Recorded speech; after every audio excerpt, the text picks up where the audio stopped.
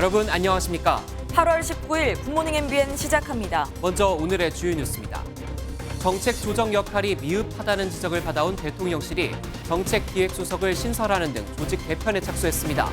이관섭 한국무역협회 부회장이 유력하게 거론되는데 홍보수석도 교체하기로 했습니다. 윤석열 대통령은 새 정부 첫 검찰총장에 이원석 대검찰청 차장검사를, 공정거래위원장에는 한기정 서울대 법학전문대학원 교수를 지명했습니다. 취임 101일 만에 사정 라인을 구축함에 따라 부정부패 범죄 수사에 속도가 붙을지 주목됩니다. 국민의힘이 국민과 당원을 향한 90도 인사와 함께 비대위 첫 활동을 시작했습니다. 이준석 전 대표는 비대위 효력정지 본안 소송을 추가로 제기한 가운데 가처분 신문 결과는 다음 주에 나올 전망입니다. 오미크론 변이 유행 이후 주춤했던 만 18세 이하 소아청소년 코로나19 사망자가 다시 늘고 있습니다. 누적 사망자 수가 44명으로 늘었는데 절반가량은 기저질환이 있는 것도 아니어서 초중고교 개학을 앞두고 우려가 커지고 있습니다. 강원도 양구군에 있는 한 돼지 농장에서 아프리카 돼지열병이 확인되면서 중앙사고수습본부가 긴급 방역 조치에 들어갔습니다. 해당 지역은 48시간 동안 이동 중지 명령이 내려졌고 농장에서 사육하는 돼지 5,600마리는 모두 살처분됩니다. 오늘은 서울의 한낮 기온이 28도까지 올라 더위가 심하진 않겠지만 남부지방은 30도를 웃돌아 무덥겠습니다. 오후부턴 중부와 경북 북부에서 비가 시작해 내일은 남부지방까지 확대되겠고 곳에 따라 최고 70mm의 제법 많은 양이 내릴 전망입니다. 오늘 뉴스는 대통령실 개편 소식부터 전해드리겠습니다. 얼마 전 교육부가 초등학교 가는 나이를 만 5세로 낮추겠다고 했다가 국정 지지율도 떨어지고 큰 비판을 받았죠. 대통령실이 이런 혼선을 막기 위해 부처들의 정책을 조율하는 정책기획수석을 새로 만들기로 했습니다. 홍보 라인도 바뀌는데 윤 대통령이 당선인이던 시절 대변인을 지낸 김은혜 전 국민의힘 의원이 홍보수석을 맡을 전망입니다. 첫 소식 신재우 기자입니다. 대통령실이 내각과의 소통을 강화하기 위한 정책 컨트롤 타워 격으로 정책기획수석 신설을 사실상 확정지었습니다. 저희가 일단은 정책기획수석을 먼저 신설하는 방안으로 갑니다. 그 이유는 요새 그 민생이라든지 이 정책 어젠다 쪽에 하도 그 소통 문제라든지 정부 출범 초기부터 정책 혼선에 대한 비판이 잇따랐는데 최근 교육부와 대통령실이 입학 연령 5세 하향을 두고 엇박자를 냈던 점이 이번 개편에 큰 영향을 미친 것으로 보입니다. 학제 개편 등 모든 논란의 책임은 저에게 있으며 제 불찰입니다. 우리 아이들의 더 나은 미래를 기원합니다. 정책기획수석이 실장급일지 그 아래인 수석비서관급으로 개편될지는 정해지지 않았는데 초대 정책기획수석은 이관섭 한국무역협회 부회장이 거론되고 있습니다. 이런 가운데 홍보라인 개편은 이번 주 일요일 발표됩니다. 현 최영범 홍보수석이 홍보특보로 이동하고 김은혜 전 의원이 후임으로 합류하는 방안이 유력하게 거론되고 있습니다. MBN 뉴스 신재우입니다. 검찰총장 출신인 윤석열 대통령이 지명한 첫 검찰총장 후보자는 이원석 대검찰청 차장검사였습니다. 윤 대통령은 공정거래위원장에 한기정 교수를 지명하며 이른바 사정라인 구성을 마무리 지었습니다. 이어서 황재헌 기자가 보도합니다. 윤석열 대통령이 초대 검찰총장 후보자에 이원석 대검찰청 차장검사를 지명했습니다. 지난 5월 김호수 전 검찰총장이 퇴임한 지 104일 만입니다. 수사기획통으로 균형 잡힌 시각으로 검찰청을 잘 이끌어줄 것으로 판단하고 있습니다. 대통령실은 검찰총장 직무대행을 역임한 이 후보자가 조직 내 신망이 두텁고 국정과제인 공정한 법 집행을 실현할 적임자라고 지명 이유를 밝혔습니다. 윤 대통령은 또 공정거래위원장 후보자에 한기정 서울대 법학전문대학원 교수를 지명했습니다. 윤 대통령의 서울대 법대 3년 후배인 한 후보자는 상법 전문가로 시장주의 경제 원칙을 존중하는 법학자이면서 정부위원회에서도 활동해 행정 경험도 갖춘 것으로 평가받습니다. 앞서 지명된 송옥열 후보자가 성희롱 전력으로 조기 낙마했던 탓에 상당히 면밀한 인사 검증을 거친 것으로 알려졌습니다. 후보자가 2번 연속 낙마한 보건복지부 장관과 박순애 전 장관 사퇴로 공석인 교육부 장관 후보자는 막바지 검증에서 제외된 인물이 많아 이번 주 지명이 어려운 것으로 알려졌습니다. 두 후보자가 청문회 뒤 임명되면 윤석열 정부의 첫 사전당국 라인업이 완성됩니다. 부정부패 수사에도 속도가 붙을지 주목됩니다. MBN 뉴스 황재현입니다. 이원석 검찰총장 후보자는 한동훈 법무부 장관과 함께 윤석열 대통령의 최측근으로 꼽힙니다. 두 사람은 특별수사 전문가이자 사법연수원 동기로 과거 윤 대통령을 지근거리에서 보좌했다는 공통점이 있죠. 이렇게 대통령과 가깝다는 평가를 의식한 듯 이 후보자는 지명받은 직후 검찰의 중립성을 소중하게 지키겠다고 강조했습니다. 이 후보자 지명의 의미와 과제, 또 우려의 목소리까지 오지혜 기자가 분석했습니다. 윤석열 대통령은 검찰총장이 되자마자 이원석 검찰총장 후보자를 당시 핵심 참모인 대검찰청 기획조정부장에 임명했습니다. 검찰 내부 비리에 법무부가 엄정한 감찰을 할 수 있도록 하는 개혁안을 마련했습니다. 이 후보자는 한동훈 법무부 장관과 연수원 시절 같은 반 같은 조에 공부한 사이로 친분도 두터운 것으로 전해집니다. 검찰 안팎에서는 이 후보자에게 주어진 가장 큰 과제로 전 정권을 겨냥한 여러 건의 수사에 강력한 드라이브를 걸어야 한다는 점을 꼽습니다. 또 다음 달부터 검수완박법이 시행되는 상황에서 조직 안정뿐 아니라 범죄 대응 공백이 생기지 않도록 리더십을 발휘해야 합니다. 일각에서는 이 후보자가 윤 대통령의 최측근이라는 점에서 검찰총장에게 필수적인 정치적 중립성을 우려하는 목소리도 나옵니다. 밖에서 염려하시는 것을 저희들이 충분히 잘 알고 있습니다. 이 가치를 소중하게 지키도록 노력하겠습니다. 야당은 이 후보자에 대해 기선 제압을 위해 인사청문회 과정에서 총력전을 펼칠 것으로 보여 거친 공방이 예상됩니다. MBN 뉴스 오지혜입니다. 국민의힘 비대위가 당내 단합을 강조하며 공식 활동을 시작했습니다. 전당대회 준비를 주요 과제로 제시했는데 전대 시점을 둔 당내 이견을 어떻게 조율하느냐가 비대위 역량의 가늠자가 될 전망입니다. 이병주 기자입니다. 국민 여러분께 경애. 국민의힘 비상대책위원회 첫 회의는 국민과 당원들을 향해 당의 갈등과 분열에 대한 사과로 시작했습니다. 주호영 비대위원장은 당내 갈등을 멈추고 단합해야 한다고 강조했습니다. 뭉쳐야 합니다. 분열한 조직은 필패하게 되어 있습니다. 그렇다고 무조건 단합을 호소하지는 않습니다. 서로 역지사지하고 또 조금 양보해서 관리형 혁신 비대위라는 이름대로 주 위원장은 전당대회 준비를 위한 관리와 국민 신뢰를 얻기 위한 혁신 모두를 과제로 제시했습니다. 이어 주요 당직인 사무총장과 수석대변인, 비서실장에 각각 재선 김석기, 초선 박정아, 정의용 의원을 임명했습니다. 전당대회 시점을 놓고는 이견이 여전합니다. 주 위원장은 정기국회 중에 전대가 어렵다는 입장인 만큼 조기 전대를 주장했던 당권 주자들은 한 발 물러서는 모습입니다. 다른 의견도 있고 하기 때문에 그런 의견들을 다 존중해서 비대위원회가 적절한 시점을 결정할 것이라고 보고 있고요. 그럼에도 한 초선 의원은 중요도에서 전대가 정기국회보다 우선이라고 말한 반면 한 중진 의원은 의정의 핵심이 국정감사와 예산국회라고 주장하는 등 의원들 간 의견도 엇갈립니다. 때문에 국정감사 기간까지는 비대위 활동을 관망하더라도 이후에는 전대 시점을 놓고 각 당권주자 측 의원들 간 충돌이 표면화될 가능성이 있다는 전망도 나옵니다. MBN 뉴스 이병주입니다. 비대위 출범에 맞서 연일 여론전을 이어가고 있는 이준석 전 국민의힘 대표가 차기 전당대회에 나갈 생각이 있다는 뜻을 밝혔습니다.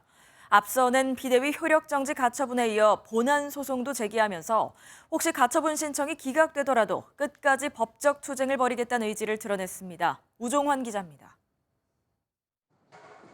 이준석 전 국민의힘 대표는 차기 전당대회 시점이 원래 자신의 임기가 끝나는 내년 6월이어야 한다고 주장했습니다.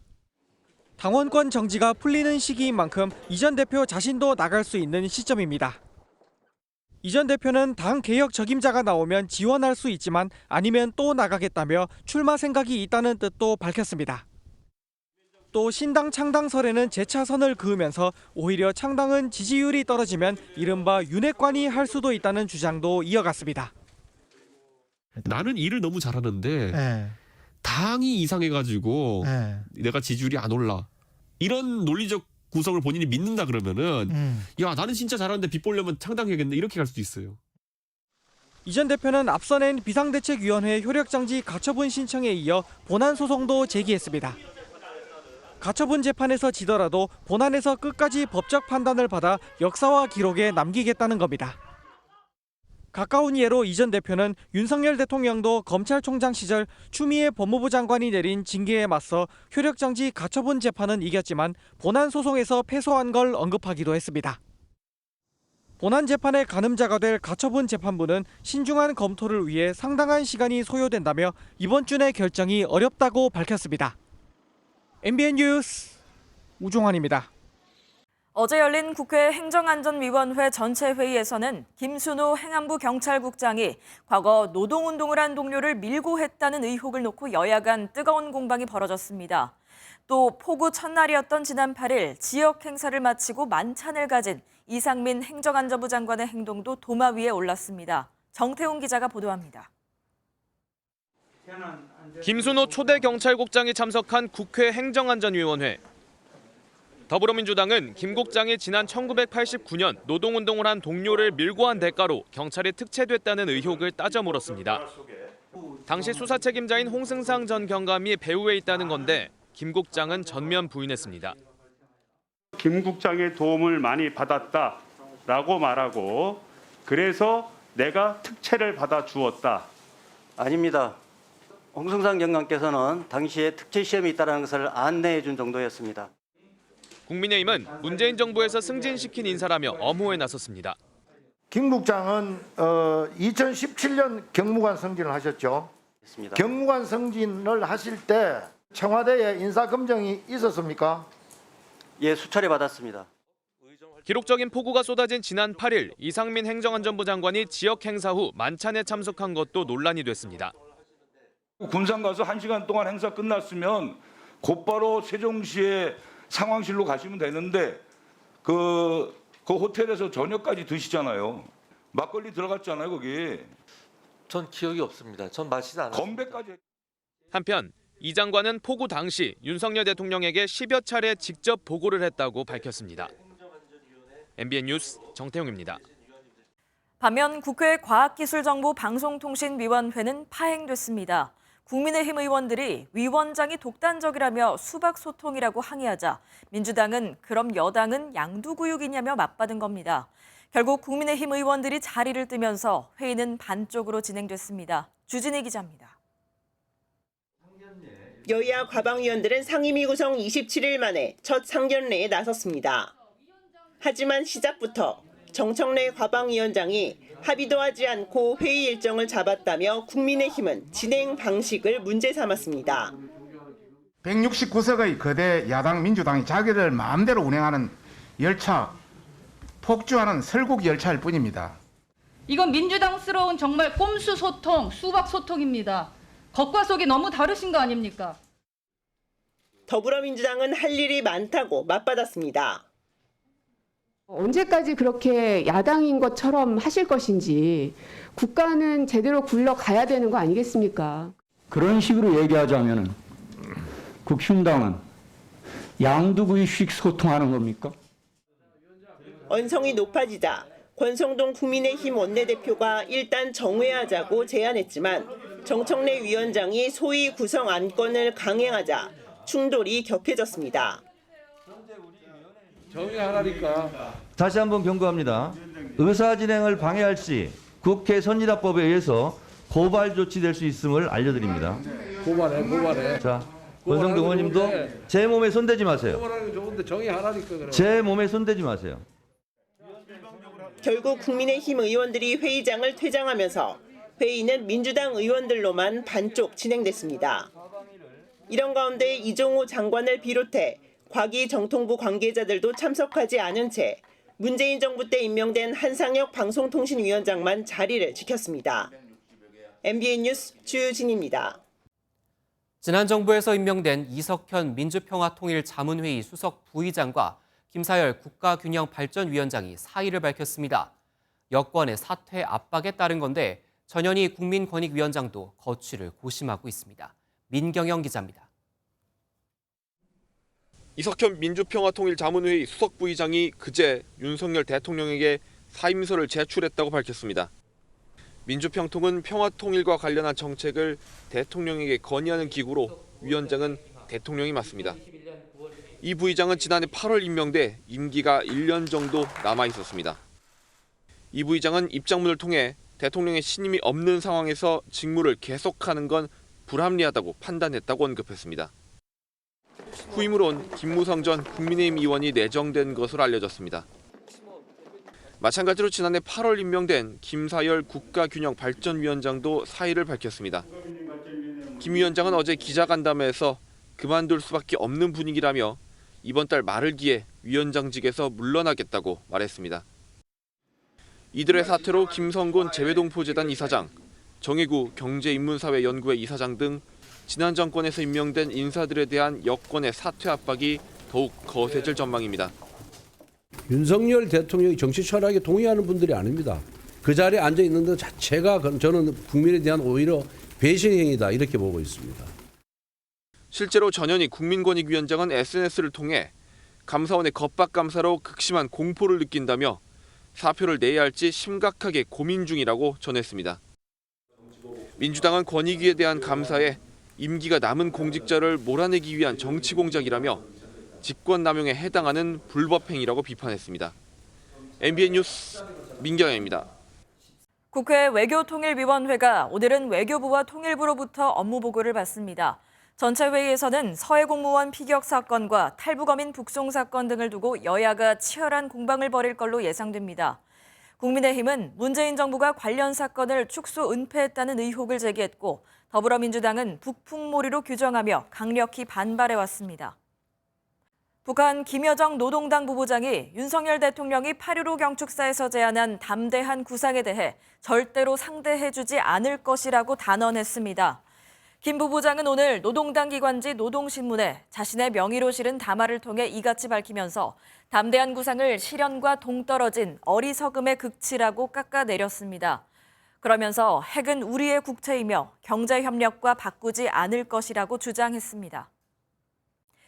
오늘부터 내일 사이 다시 전국에 비가 내리겠는데요. 자세한 날씨 전망 기상센터 연결해 알아봅니다. 김나영 캐스터 날씨 전해주시죠. 네, 오늘은 차츰 북쪽에서 비구름이 다가오겠습니다. 오후에 중부와 경북 북부부터 비가 시작되겠고요. 비구름은 남하하면서 밤사이 점차 남부지방으로 확대되겠습니다. 예상되는 비의 양은 경기 동부와 영서, 충청과 전북에 20에서 70mm, 서울을 비롯한 그 밖의 지역은 5에서 50mm의 비가 내리겠습니다. 특히 경기 동부와 영서는 오늘 오후부터 내일 새벽 사이, 충청과 전북 지역은 내일 새벽부터 오전 사이 강한 비가 집중되겠는데요. 시간당 30mm 안팎의 집중호우가 쏟아질 수 있어 주의하셔야겠습니다. 서울을 비롯한 경기 북부 지역의 비는 오늘 밤이면 대부분 잦아들겠고요. 그 밖에 수도권과 강원 영서는 내일 새벽까지, 충청은 오전까지, 남부지방은 밤까지 비가 이어지는 곳이 있겠습니다. 오늘 비가 내리면서 수도권과 강원 지역은 더위가 주춤하겠습니다. 서울 28도, 화천은 27도가 예상되고요. 비가 늦게 시작되는 남부지방은 어제만큼 덥겠습니다. 광주 32도, 대구는 34도까지 오르겠습니다. 내셨습니다. 코로나19 재유행이 이어지는 가운데 어제 오후 9시까지 발생한 신규 확진자는 13만 3,777명으로 집계됐습니다. 전날 같은 시간대 집계치인 17만 70명보다 3만 6천여 명 감소한 수치입니다. 오늘 발표되는 신규 확진자 수는 13만 명 중후반대를 기록할 것으로 보입니다. 서울우유가 목장에서 사오는 원유 가격을 사실상 기습 인상했습니다. 그동안 정부는 유제품 가격 인상을 막기 위해서 구매 가격 제도를 바꾸려고 했는데 난감한 처지가 됐죠. 업계 1위 우유업체의 구매 가격 인상은 결국 우유는 물론이고 우유가 들어가는 다른 제품의 가격 인상으로 이어지는 밀크플레이션이 될 거란 관측입니다. 배준우 기자입니다.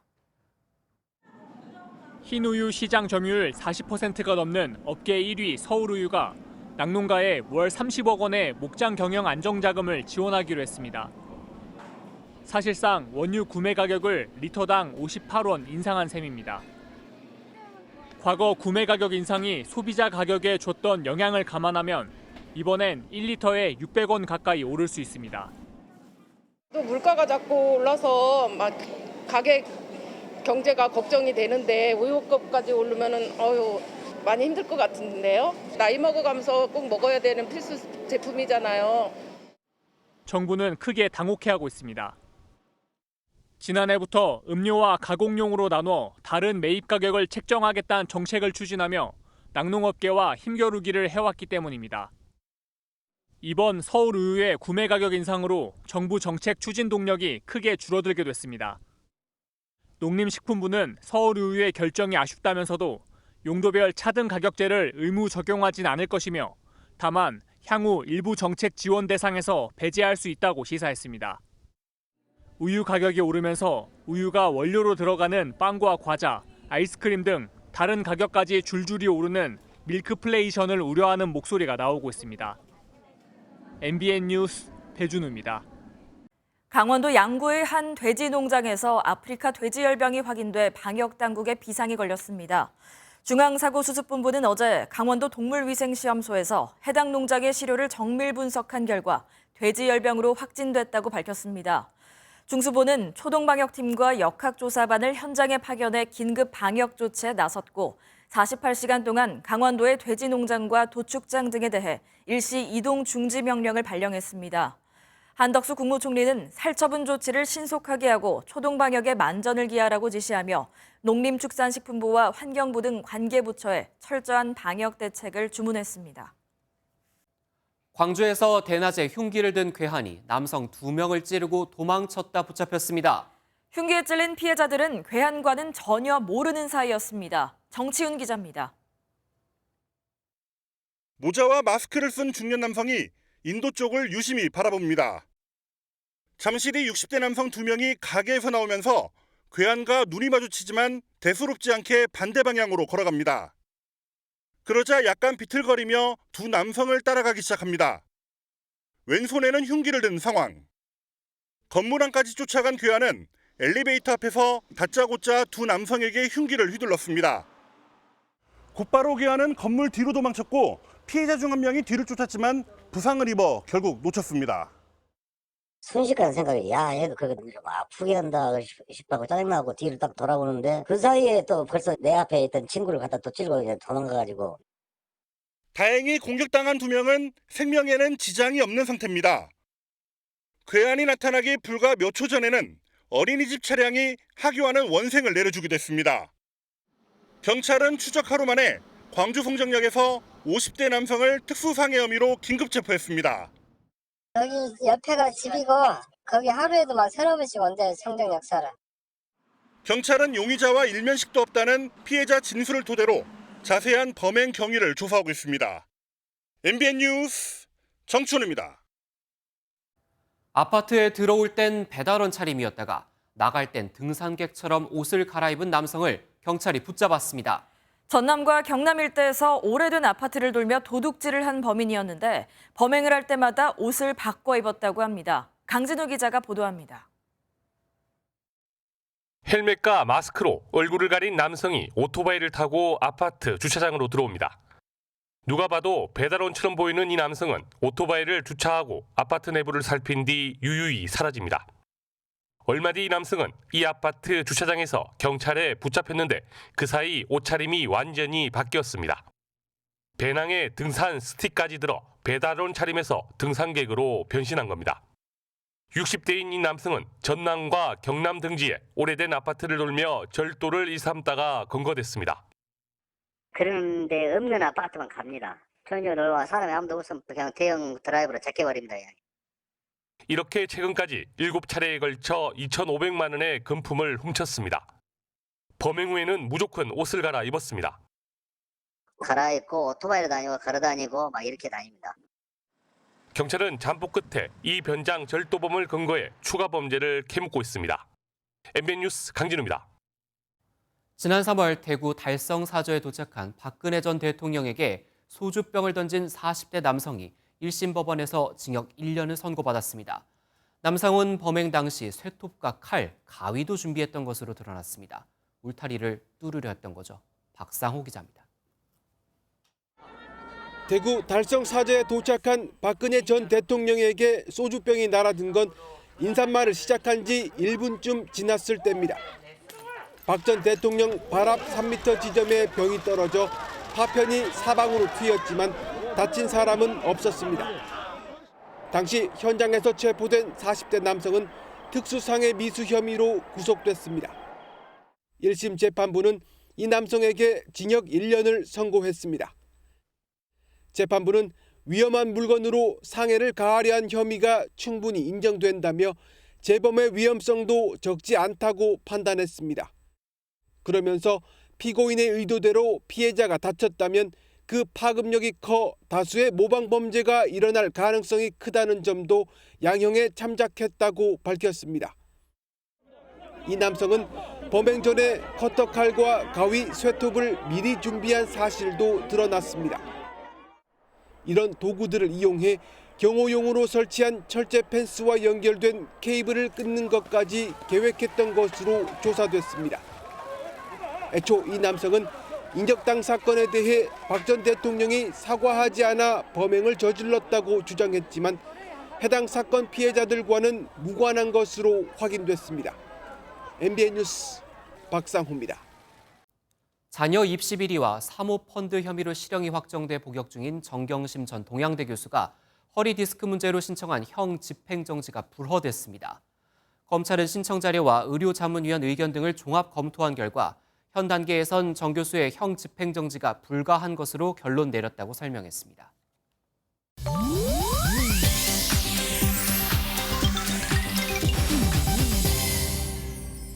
인터넷에선 어떤 소식들이 화제일까요? 인터넷 와글와글입니다. 대만의 한 방송 프로그램이 우리 공군 훈련기를 파워차이기로 불러 공군을 샀습니다. 해당 방송은 한국 공군 특수비행팀 블랙이글스가 필리핀의 에어쇼에 참가한 소식을 보도하면서 블랙이글스가 파워차이기를 몰고 필리핀에서 공연했다고 전했습니다. 파워차이는 중국의 절임 채소로 중국은 우리 김치가 파워차이에서 유래했다는 억지 주장을 하고 있는데요. 우리 블랙이글스의 훈련기를 김치에 빗댄 것도 모자라 정식 명칭이 아닌 파워차이로 쓴 거죠. 해당 영상은 비공개됐다가 관련 자막을 지우고 다시 공개됐지만 이 방송사는 지난 3월에도 우리 태극기에 코로나 바이러스를 합성한 이미지를 내보낸 바 있던 터라 분노는 쉽게 가라앉지 않을 것 같습니다. 이탈리아 베네치아의 명물인 데우나에서 남성 2명이 전동 서핑보드를 타는 민폐를 저질렀습니다. 베네치아는 유네스코 세계문화유산에 등재된 도시로 데우나를 보호하려고 수영과 서핑 등을 금지하고 있는데요. 공개된 영상 속 남성들은 아랑곳하지 않고 운하 곳곳에서 서핑을 즐기는 모습입니다. 이에 베네치아 시장까지 나서서 두 멍청이가 베네치아를 조롱거리로 만들었다며 이들의 행방을 제보하는 사람에게 저녁을 사겠다고 공개 제안하기도 했는데요. 외국인 관광객으로 밝혀진 두 남성은 결국 경찰에 붙잡혀 서핑보드를 압수당했고요. 벌금을 물고 추방됐다고 하네요. 스페인에서는 큰 산불이 번지면서 달리던 열차가 회차하고 승객들이 탈출하는 소동이 벌어졌습니다. 맹렬한 기세로 금방이라도 열차를 집어삼킬 듯 넘실대는 불길. 스페인 동부 발렌시아 지역을 태우고 있는 산불인데요. 이 불로 달리던 열차가 멈춰섰고 이전역으로 돌아가려고 천천히 후진하자 패닉에 빠진 승객들이 창문을 깨고 탈출하기 시작했다고 합니다.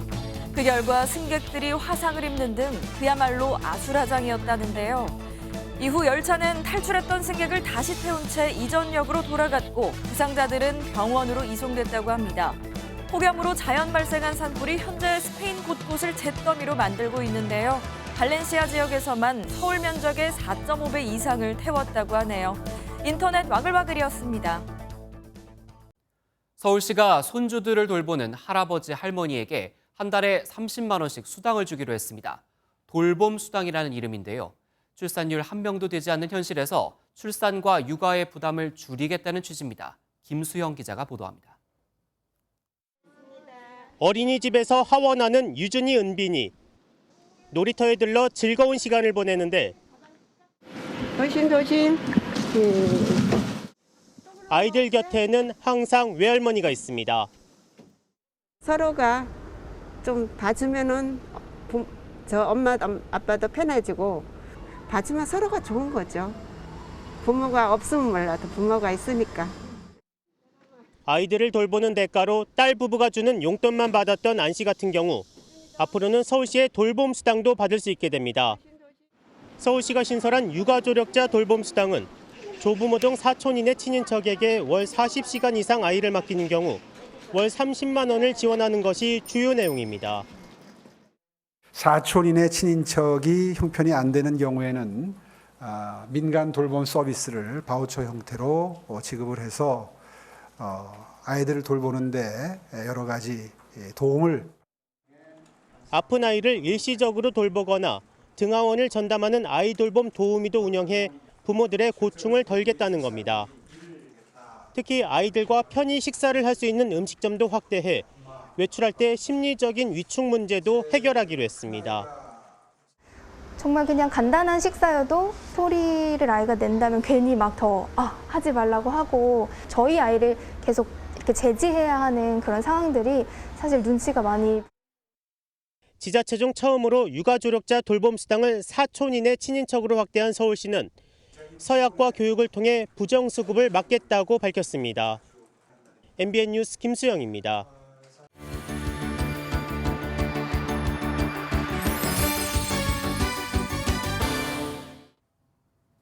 굿모닝 월드입니다. 어릴 때 옷장에 낙서해본 기억 한 번쯤 있으실 텐데요.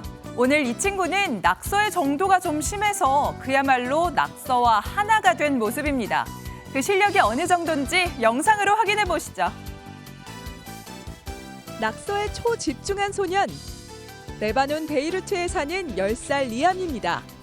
리암의 도화지는 다름 아닌 옷장인데요. 밑그림도 도안도 없이 머릿속에서 떠오르는 형태 그대로를 쓱쓱 그려냅니다. 이런 리암의 낙서 실력을 보고 엄마가 아이디어를 냈습니다.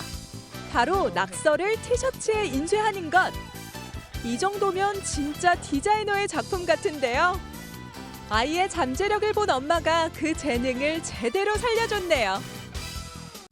유럽을 덮친 폭염과 긴 가뭄으로 중부 유럽 최대강 라인강이 말라버렸습니다. 물에 잠겨 있어야 하는 바위가 드러났는데 거기에 불길한 경고가 새겨져 있었습니다. 푸른빛을 띠며 굽이쳐 흐르던 독일 라인강이 흙바닥을 드러냈습니다. 이렇게 물이 마른 강에 글자가 새겨진 바위가 보이는데요. 1947년과 1949년이란 글씨가 선명하고 다른 해가 적힌 돌도 곳곳에서 발견됩니다. 일명 배고픔의 돌로 불리는데 그해 가뭄으로 사람들이 겪었던 고난을 상기시키고 경고합니다. 라인강 수위는 31cm까지 낮아져 바지선 운항을 위한 최소 높이인 40cm 아래로 떨어졌는데요. 기상이변이 너무 잦아지고 심해지는 게 아닌가 정말 걱정이네요. 바르셀로나에선 멧돼지 때문에 골치를 앓고 있습니다. 멧돼지가 사람이 사는 곳까지 내려와 자기 집인 것 마냥 자리를 잡은 건데요. 멧돼지가 도시 환경에 너무 익숙해졌다네요. 스페인 바르셀로나의 거리를 활보하고 있는 건 멧돼지들입니다. 자기 집 앞마당인 것처럼 마을 구석구석을 누비는데요. 음식물 쓰레기나 관광객이 주는 먹이에 이끌려 멧돼지들이 도시에 자리를 잡은 겁니다.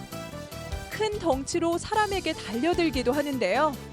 팝스타 샤키라도 당했을 정도로 지난해에만 멧돼지 피해가 1,200건이나 일어났습니다.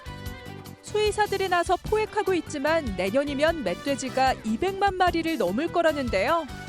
멧돼지에게 먹이를 주는 습관은 꼭 멈춰야겠네요. 굿모닝 월드였습니다. 러시아의 우크라이나 침공이 어느덧 반년째. 이에 유엔과 우크라이나, 튀르키예가 머리를 맞댔습니다. 우크라이나와 유엔은 최근 폭격이 계속되는 자포리자 원전에 국제원자력기구 IAEA 시찰단을 파견하자고 합의했고 튀르키예는 기반 시설을 지원하기로 했습니다. 고정수 기자입니다.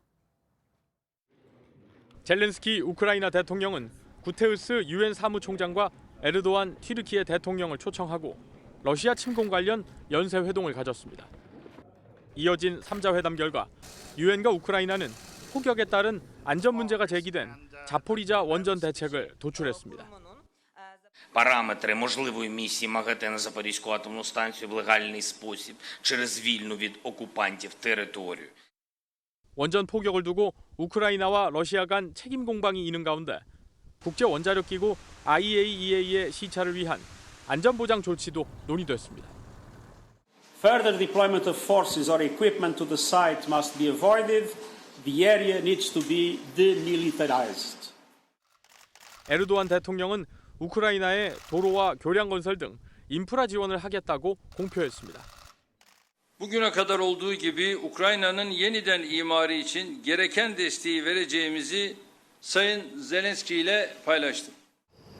튀르키예는 세계 식량난 해결 차원에서 우크라이나 곡물 수출 중재에도 계속 힘쓰고 궁극적으로 종전을 위한 외교적 노력도 하겠다는 입장입니다. 러시아 외무부는 앞서 원전 지역 비무장화 제안은 받아들일 수 없다고 선을 그은 바 있습니다. MBN 뉴스 고정수입니다. 저희 MBN에는 김주하 AI 앵커가 있죠. 이렇게 인공지능이 사람의 일을 대신하거나 도와주는 일이 이제 익숙해져 가고 있습니다. 하지만 기업이 기술을 개발하려 해도 인력이 너무 부족한 실정이라고 합니다. 박은채 기자가 취재했습니다.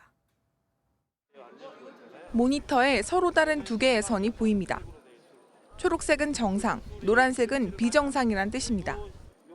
인공지능이 전자기기 내 마모성 부품의 질감을 인식해 고장 여부를 판별하는 모습입니다. 제품 표면의 미세한 흠집도 잡아냅니다.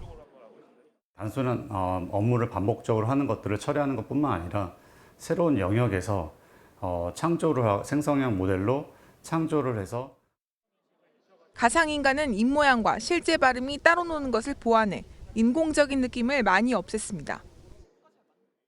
이순신 장군에 대해 알려줘? 위키에서 찾아봤어요. 이순신은 조선 중기의 모신이었다. 우리나라의 인공지능 산업의 가속도가 붙고는 있지만 아직 세계적인 수준에는 미치지 못하고 있습니다. 가장 큰 문제는 고급 인력입니다. 한 연구기관에 따르면 올 한 해 부족한 AI 인력이 15,000명이었습니다. 우리의 기술 수준은 조금 아직은 추격하는 정도의 수준이라고 할 수 있습니다. 인력을 양성해서 따라가는 것이 가장 바람직한 방법이라고 생각합니다. 정보통신기획평가원이 AI 전문 인재를 발굴하고 키우기 위해 매년 여는 심포지엄에는 올해는 LG 등 민간 기업들이 처음으로 참여했습니다. MBN 뉴스 박은채입니다. 우리 공군이 호주에서 열리는 다국적 연합훈련 피치블랙에 사상 처음으로 참가했습니다. 이번 훈련엔 우리 공군의 공중급유수송기 KC-330이 참여했는데 우리 군 독자적으로 장거리 작전 수행에 나섰다는 점에서 의미가 있습니다. 강영호 기자가 보도합니다. 우리 공군의 KF-16 편대가 차례로 활주로를 박차오릅니다. 호주에서 열리는 다국적 연합훈련 피치블랙에 참가하기 위해 이륙하는 모습입니다. 호주, 미국 등 10개국, 100여 대의 항공기가 참여하는 피치블랙에 우리 공군이 참여하는 건 이번이 처음입니다. 인도태평양 전략의 주요국은 물론 영국, 프랑스 등 나토 회원국과의 연합작전 수행 능력을 높일 수 있을 것으로 군은 기대하고 있습니다. 피치블랙 훈련은 호주 공군이 주관하는 대규모 다국적 연합훈련으로 연합작전 능력 및 군사 교류 강화를 위해 올해 처음으로 참가하게 되었습니다. 이번 훈련엔 KF-16 전투기 6대와 병력 130여 명은 물론 우리 군의 다목적 공중급유수송기 KC-330이 투입됩니다. 해외 훈련에서의 공중급유 임무를 처음으로 단독 수행하는 KC-330은 장시간 비행 상황을 가정한 사전 훈련까지 진행했습니다. 지금까지는 이제 미국의 공중급유기를 지원받아서 장거리를 전개했었는데 이번에는 우리 군이 도입한 공중급유기로 우리 스스로 장거리를 전개하는 훈련. 오는 29일부터 열흘간 진행되는 본훈련 기간 공격 편대군, 방어 제공, 공중 구비 등의 훈련이 진행될 예정입니다. MBN 뉴스 강영우입니다. 오늘은 차츰 북쪽에서 비구름이 다가오겠습니다. 오후에 중부와 경북 북부부터 비가 시작되겠고요. 비구름은 남하하면서 밤사이 점차 남부지방으로 확대되겠습니다. 예상되는 비의 양은 경기 동부와 영서, 충청과 전북에 20에서 70mm, 서울을 비롯한 그 밖의 지역은 5에서 50mm의 비가 내리겠습니다. 특히 경기 동부와 영서는 오늘 오후부터 내일 새벽 사이, 충청과 전북 지역은 내일 새벽부터 오전 사이 강한 비가 집중되겠는데요. 시간당 30mm 안팎의 집중 호우가 쏟아질 수 있어 주의하셔야겠습니다. 서울을 비롯한 경기 북부 지역의 비는 오늘 밤이면 대부분 잦아들겠고요. 그 밖에 수도권과 강원 영서는 내일 새벽까지, 충청은 오전까지, 남부지방은 밤까지 비가 이어지는 곳이 있겠습니다. 오늘 비가 내리면서 수도권과 강원 지역은 더위가 주춤하겠습니다. 서울 28도, 화천은 27도가 예상되고요. 비가 늦게 시작되는 남부지방은 어제만큼 덥겠습니다. 광주 32도, 대구는 34도까지 오르겠습니다. 내셨습니다. 손주 봐주면 서울시에서 한 달에 30만 원씩 준다는데 어떻게 신청하는 거냐 하는 분들 계실 겁니다. 서울시가 내년 8월까지 지원 예약을 받는 홈페이지를 만든다고 하니까 조금 기다리시는 게 좋을 것 같습니다. 굿모닝 MBN 마칩니다. 저희는 다음 주 월요일 아침에 다시 찾아뵙겠습니다. 고맙습니다. 서울시가 손주들을 돌보는 할아버지 할머니에게 한 달에 30만 원씩 수당을 주기로 했습니다. 돌봄 수당이라는 이름인데요. 출산율 1명도 되지 않는 현실에서 출산과 육아의 부담을 줄이겠다는 취지입니다. 김수영 기자가 보도합니다. 어린이집에서 하원하는 유준이, 은빈이. 놀이터에 들러 즐거운 시간을 보내는데 조심. 아이들 곁에는 항상 외할머니가 있습니다. 서로가 좀 봐주면은 저 엄마 아빠도 편해지고 봐주면 서로가 좋은 거죠. 부모가 없으면 몰라도 부모가 있으니까. 아이들을 돌보는 대가로 딸 부부가 주는 용돈만 받았던 안 씨 같은 경우 앞으로는 서울시의 돌봄 수당도 받을 수 있게 됩니다. 서울시가 신설한 육아조력자 돌봄 수당은 조부모 등 사촌인의 친인척에게 월 40시간 이상 아이를 맡기는 경우 월 30만 원을 지원하는 것이 주요 내용입니다. 사촌인의 친인척이 형편이 안 되는 경우에는 민간 돌봄 서비스를 바우처 형태로 지급을 해서 아이들을 돌보는데 여러 가지 도움을. 아픈 아이를 일시적으로 돌보거나 등하원을 전담하는 아이 돌봄 도우미도 운영해 부모들의 고충을 덜겠다는 겁니다. 특히 아이들과 편히 식사를 할 수 있는 음식점도 확대해 외출할 때 심리적인 위축 문제도 해결하기로 했습니다. 정말 그냥 간단한 식사여도 소리를 아이가 낸다면 괜히 막 더 하지 말라고 하고 저희 아이를 계속 이렇게 제지해야 하는 그런 상황들이 사실 눈치가 많이. 지자체 중 처음으로 육아조력자 돌봄 수당을 사촌인의 친인척으로 확대한 서울시는 서약과 교육을 통해 부정수급을 막겠다고 밝혔습니다. MBN 뉴스 김수영입니다.